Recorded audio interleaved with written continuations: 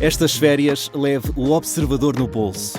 Na praia, no campo ou entre viagens, acompanhe toda a atualidade sem limites.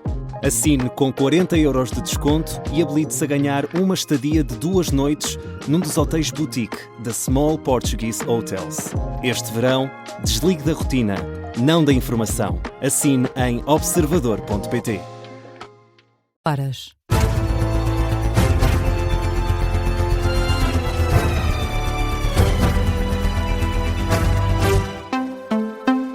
As notícias com Hugo Fortunato de Oliveira.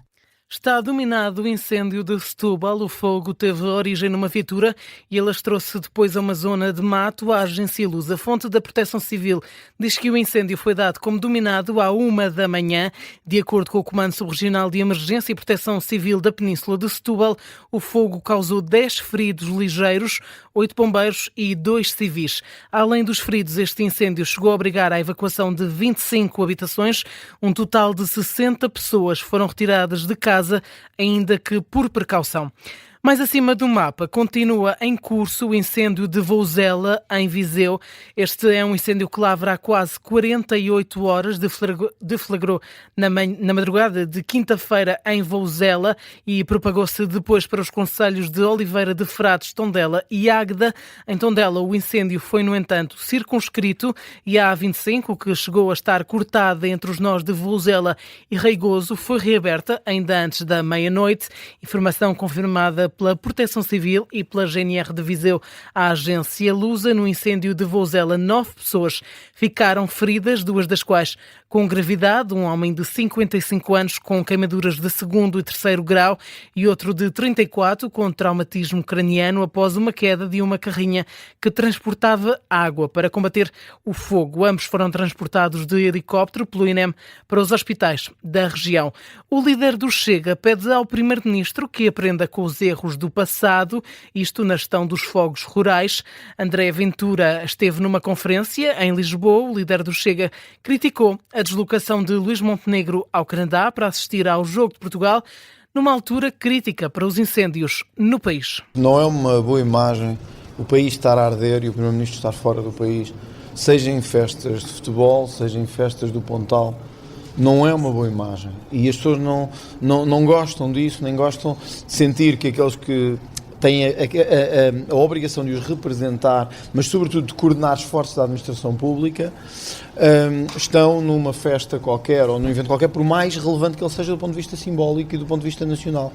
A posição de André Ventura, o líder do partido Chega, sobre a deslocação de Luís Montenegro ao Mundial para ver o jogo. Já sobre Portugal ter acionado um mecanismo europeu de proteção civil devido aos incêndios, André Ventura diz que é o reconhecimento do Primeiro-Ministro de que no ano passado fez as coisas mal feitas. A Proteção Civil subiu para o nível máximo o estado de prontidão dos meios de combate a incêndios para as regiões centro e sul do país. O comandante operacional nacional da Proteção Civil, Mário Silvestre, diz que a decisão se deve às previsões para o estado do tempo durante as próximas horas. As condições meteorológicas que eu referi fizeram com que, durante a reunião do Centro de Coordenação Operacional, que decorreu hoje pelas 10h30, tivesse sido decretado o nível 3 de empenhamento para a zona mais a norte e toda a faixa central do território nacional esteja em nível 4 de empenhamento, o mais severo, o mais grave de uma escala de 4, bem como também o Algarve, que está também em nível de empenhamento nível 4. Para isto, foram decretados um conjunto de pré-posicionamento de meios de reforço de nível nacional, bem como o pré-posicionamento de meios de reforço subregionais. O reforço de meios, Mário Silvestre, o comandante operacional nacional da Proteção Civil, na conferência de imprensa da Proteção Civil, ao início da noite desta sexta-feira, no norte, o estado de prontidão também aumentou do nível 2 para o nível 3. O Instituto da Habitação e da Reabilitação Urbana pede maior rigor e responsabilidade aos responsáveis políticos após as acusações de eleitoralismo feitas pelo líder do Partido Socialista. José Luís Carneiro acusou o governo de estar a guardar casas quase prontas para as entregar apenas num futuro ciclo eleitoral. Durante uma visita a 10 moradias em Azinheira dos Barros, no concelho de Grândola, o líder socialista afirmou que os imóveis estão concluídos há 2 anos e aguardam função social. Em resposta, o IRU esclarece agora que as casas em questão não se destinam à habitação permanente, ao contrário do que foi alegado. Estes alojamentos integram a Bolsa Nacional de Alojamento Urgente e Temporário e servem para acolher de forma transitória pessoas em situação de vulnerabilidade, como vítimas de violência doméstica, tráfico humano ou pessoas em condição de sem-abrigo. O Instituto Público sublinha ainda que a entrada em funcionamento destas habitações, destas casas, depende de certificação da Segurança Social e da existência de uma entidade gestora. Esta resposta do IRU está em linha com as justificações da Secretária de Estado da Ação Social, que classificou as acusações do PS, do líder do PS, José Luís Carneiro, como completamente infundadas. Na atualidade internacional, o Supremo Tribunal Federal do Brasil estendeu a prisão domiciliária humanitária de Jair Bolsonaro. A decisão foi assinada pelo juiz Alexandre de Moraes, que atendeu ao pedido da defesa do antigo presidente brasileiro. Bolsonaro, condenado a 27 anos de prisão por tentativa de golpe de Estado em 2022, cumpre prisão domiciliária desde março, na sequência de problemas de saúde. O tribunal considerou que continuam a existir razões humanitárias para manter essa medida, sem fixar, no entanto, um novo prazo para a revisão da decisão. Na mesma determinação, o STF ordenou ainda a apreensão das armas de fogo registadas em nome de Bolsonaro e deu 48 horas ao antigo presidente do Brasil para entregar o armamento pessoal. Na Venezuela, subiu para 2.645 o número de vítimas mortais provocadas pelo duplo sismo que atingiu o país na semana passada.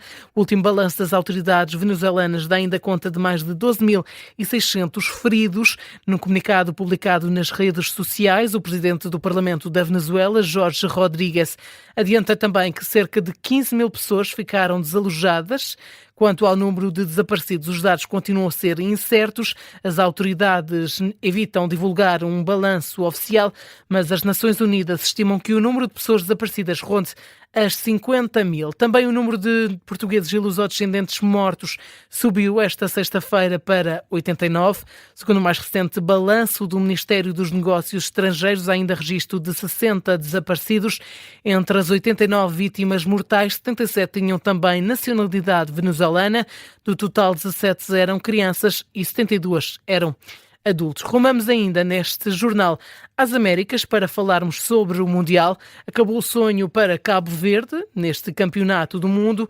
Os tubarões azuis foram eliminados pelos atuais campeões em título, mas a Argentina precisou de ir a prolongamento para vencer Cabo Verde. Após 120 minutos de futebol em Miami, a seleção de Messi venceu por 3-2 e está nos oitavos de final. Agora vai encontrar o Egito nesta reta final dos 16avos. Colômbia e Gana jogam a segunda parte por esta altura, com uma vantagem para os cafeteros. Defrontam-se então para conquistar o último lugar nos oitavos, esse último bilhete para a fase seguinte. A acompanhar esta partida está o Diogo Varela, aqui comigo em estúdio. Diogo, como está a ser esta segunda parte? Para já, Hugo, mantém-se essa vantagem colombiana que vem ainda do primeiro tempo, na altura ao minuto 14, com o golo de John Arias, assistido pelo sportinguista Luís Soares. Também em campo está o médio Richard Rios, ele que pertence ao Benfica, portanto os dois jogadores colombianos, quer de Sporting, quer de Benfica, agora em campo do lado da Colômbia. Quanto ao Gana, também já veio do banco Fataú, ele que chegou a passar no Sporting Clube de Portugal, já tenta levar a seleção de Carlos Queiroz ao empate, nesta altura com praticamente 75 minutos cumpridos no Missouri. A Colômbia mantém-se a vencer, Hugo, ainda que o Gana nesta fase vá tendo mais bola, a Colômbia procura o contra-ataque.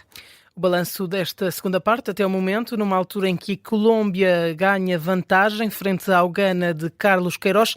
A informação é atualizada daqui a meia hora. Por agora está feito este jornal.